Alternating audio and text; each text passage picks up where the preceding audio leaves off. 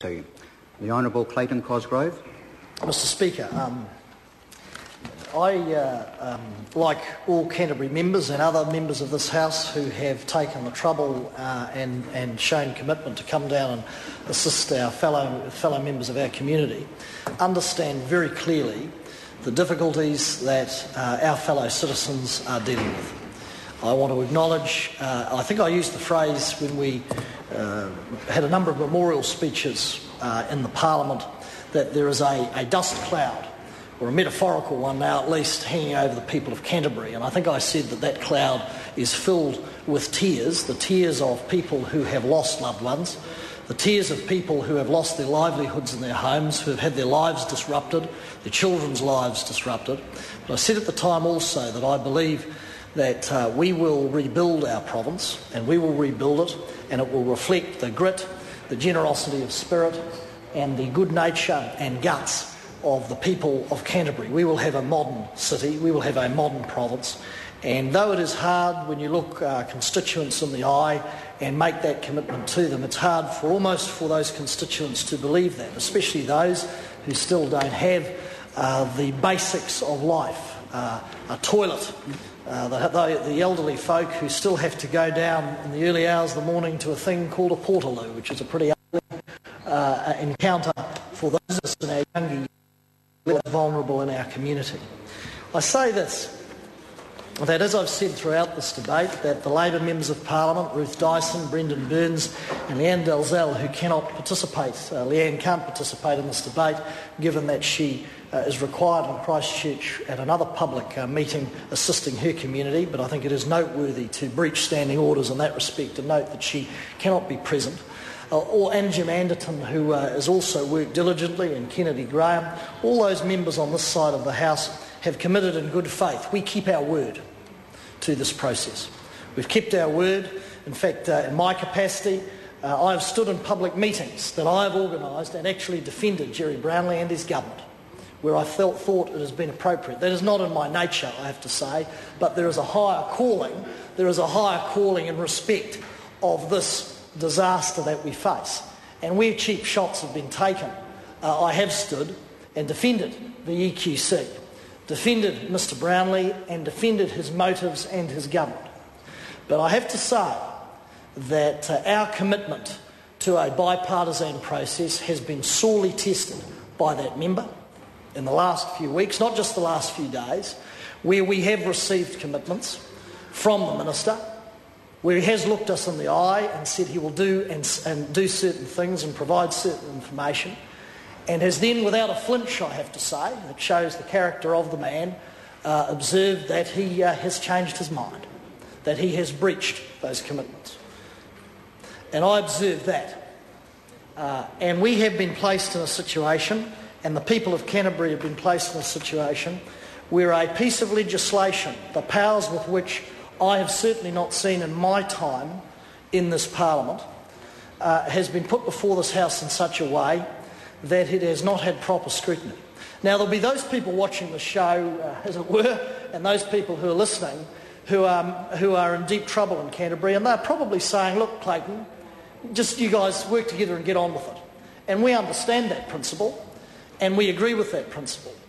I would say to those folks that indeed we need to get on with it, but our commitment and the expectation of the people of Canterbury is that this Parliament would deliver to them a piece of legislation that would meet and exceed their needs, that would help as swiftly as possible to get their lives back, their homes back and their livelihoods back, and restore them to a place where they were prior to the 4th of September and prior, of course, a better place prior to the 22nd of February disaster.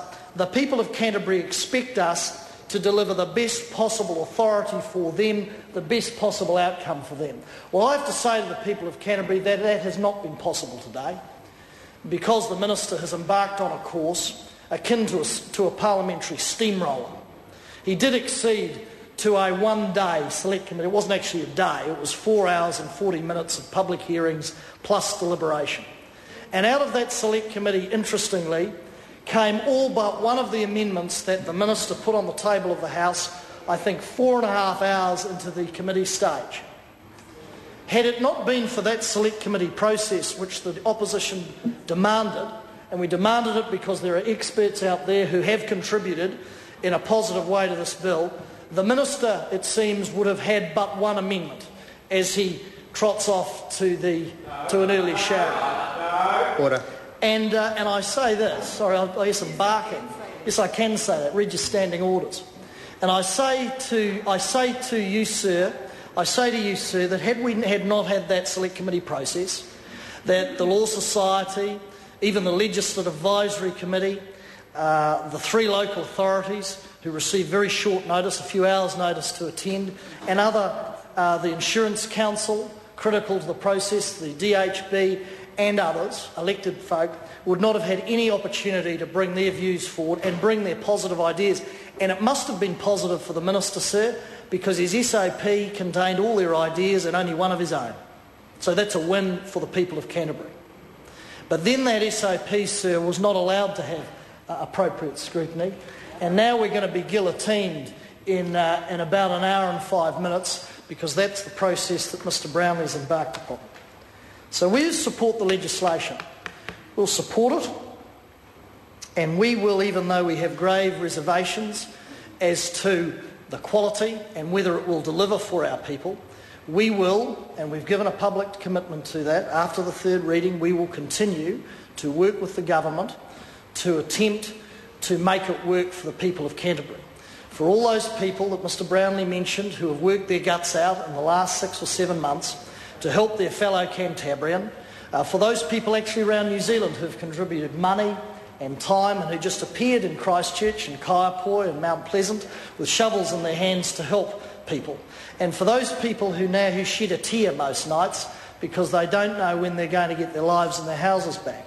And for those people in Kaiapoi who were told that it could be 3.5 years, but despite the fantastic work of the Waimakariri District Council, which has sent a benchmark and a template for all other local authorities in our region, who were those people who shed a tear because it will take, sadly, 3.5 years for some of those people to get the keys to their new home. But I say to this House that I think Cantabrians expected better from us, better from this Parliament, and there will be those, I'm sure, who will get up, as Mr Brownlee and others have, and as the member for Taupo, I think it is, who got up and spat some political acid over to this side and accused us of playing politics and accused us of, I can't remember the exact words, but petty politics, spat some political bile over the other side of this House, as is her want, And she's sick of it, she says. Yes, well, that says it all, sir.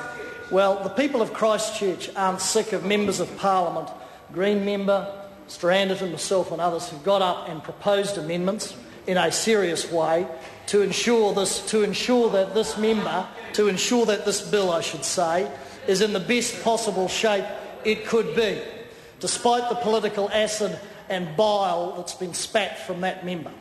And I won't resile from anything I have said and any criticisms I have made, because those criticisms are made in good faith and they're made to ensure that there is accountability.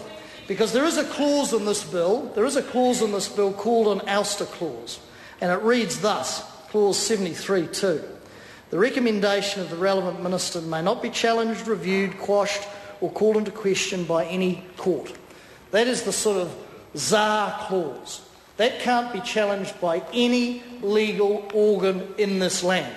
And if that power, which is absolute, is used appropriately and with diligence and discipline to help the people of Canterbury, then we will support the use of that. But if it is abused, and if it is used in a surreptitious way, and if it is used without transparency or without accountability, then we will expose that, and the member for Taupo will again spit acid and say that we've been political. Well, so be it. That is called the nature of democracy and the nature of being a parliamentarian in this place, to hold absolute power that the minister will have to hold him and his government to account. I finish on this, sir. John Key made a pledge after the 4th of September, a public pledge, which was repeated by locals at many a public meeting I held, that no one in Canterbury would be worse off. Well, that is the acid test that he will be judged by, and Mr Brownlee, is now shouldering the burden of this legislation squarely himself, because in this process he quashed every amendment bar one that Sorry to interrupt, the member. So I look forward to working with him, and I look forward to him trying to make this a legislation authority work for the best possible reasons for the people of Canterbury.